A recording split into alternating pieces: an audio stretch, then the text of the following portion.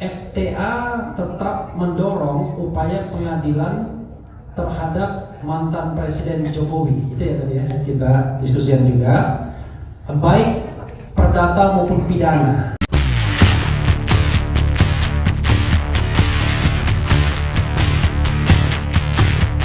Assalamualaikum warahmatullahi wabarakatuh.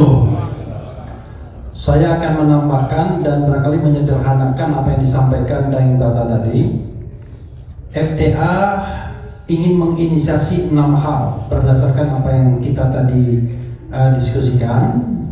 Pertama, FTA tetap mengikuti perkembangan kasus Grand Kemang 28 September yang lalu, dan langkah baru yang akan dilakukan adalah ingin ke Komnas HAM untuk mendiskusikan ini, karena soal ini tidak hanya terkait dengan tindak pidana pengerusakan dan barangkali penganiayaan ringan, tetapi ini adalah hal yang terkait dengan hak asasi manusia, yaitu kebebasan berserikat, berkumpul, mengeluarkan pendapat baik secara lisan maupun tulisan. Jadi kasus seperti ini jangan dikecilkan seolah-olah hanya soal pidana saja. Itu satu.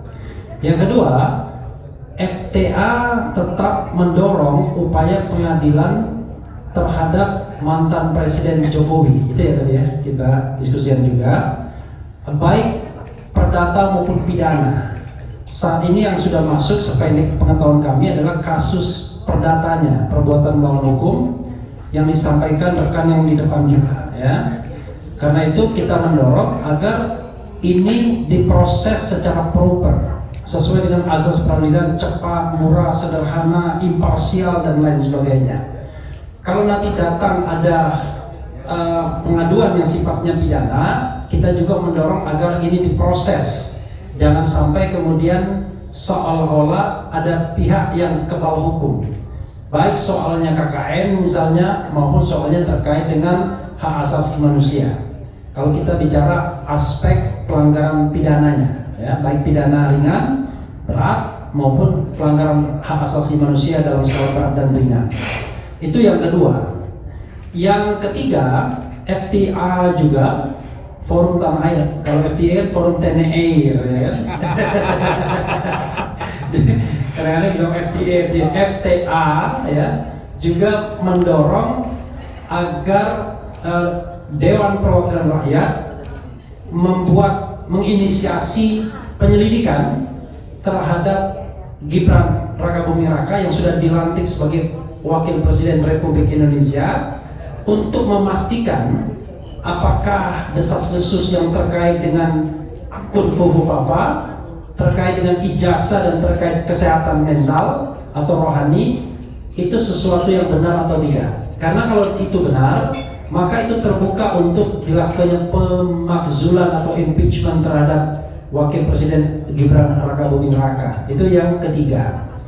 Yang keempat, FTA juga minta Presiden yang baru dilantik, Prabowo Subianto, melakukan langkah-langkah immediate yang cepat, yang terlihat untuk memperkuat pemberantasan korupsi. Dengan pertama, ya, jadi sekaligus yang nanti 456 itu satu kelompok. Pertama adalah mencabut Undang-Undang 19 tahun 2019 tentang perubahan kedua Undang-Undang KPK, yang halayak anggap sebagai undang-undang yang memperlemah KPK, yang kita tahu disetujui pada saat akhir masa pemerintahan Presiden Jokowi jilid pertama. Undang-undang ini hendaknya dicabut dengan peraturan pemerintah pengganti undang-undang, sekaligus menempatkan kembali pegawai-pegawai KPK yang diberhentikan ya, yang sepanjang fit and proper tentunya, Novel Baswedan dan kawan-kawan, karena itu adalah sumber daya manusia yang sayang kalau tidak dimanfaatkan dalam proses pemberantasan korupsi. Berikutnya yang kelima itu adalah kita menginginkan agar hasil pansel, panitia seleksi Capim KPK yang sudah dilaksanakan pada masa pemerintahan Presiden Jokowi dan kemudian oleh Presiden Jokowi sudah disampaikan ke DPR, ditarik kembali, dilakukan rekrutmen ulang, prosesi ulang untuk mencari pimpinan KPK yang lebih kredibel, lebih independen, lebih profesional, lebih berintegritas, sehingga kita mendapatkan nanti mudah-mudahan tokoh-tokoh terbaik di Republik ini. Sekaligus juga memastikan bahwa panselnya adalah pansel yang memang independen, berintegritas, dan menginginkan pejabat-pejabat atau pimpinan KPK yang terbaik, bukan yang pesanan. Itu yang kelima. Nah, yang terakhir yang saya raise tadi dan agak ngeri-ngeri sedap adalah saya tadi masukkan ke pimpinan FTA, apakah mau dimasukkan apa enggak sebagai rekomendasi kita, rupanya beliau bersedia, yaitu meminta Presiden Prabowo mengeluarkan langkah extraordinary berupaya perpu, ya, berupa perpu peraturan pemerintah pengganti undang-undang untuk membekukan sementara Mahkamah Agung. Hakim-hakim agung harus dicek ulang karena apa yang terjadi dengan Zarok, siapa tadi namanya? Ricard, ya, itu hal yang luar biasa. Bayangkan, satu orang Markus ditemukan 920,9 miliar plus 51 kg emas antam hanya dari satu Markus saja. Bayangkan berapa kapitalisasi suap yang ada di Mahkamah Konstitusi, Mahkamah Agung terhadap satu Markus ini.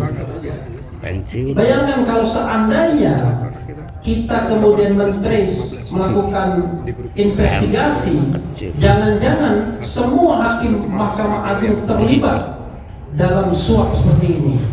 Karena kalau sudah benteng terakhir keadilan, the last bastion of truth and justice ini, kemudian semuanya rusak, maka tidak ada harapan keadilan di Republik Indonesia ini.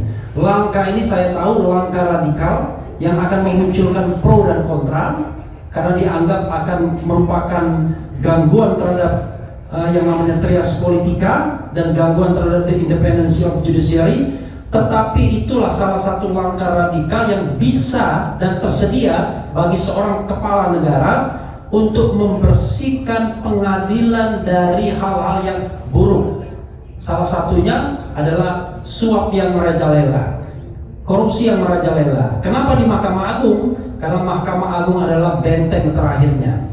Seiring kemudian nanti kita cek juga hakim-hakim tingkat berikutnya. Kita tidak boleh berlindung bahwa yang namanya presiden tidak boleh intervensi terhadap hal-hal yang buruk. Kalau sudah baik tidak boleh intervensi, tapi untuk hal yang buruk dia bisa menggunakan yang namanya extraordinary measure atau step, yaitu mengeluarkan peraturan pemerintah pengganti undang-undang karena negara sudah berada dalam keadaan darurat, yaitu darurat korupsi. Itu saja kawan-kawan.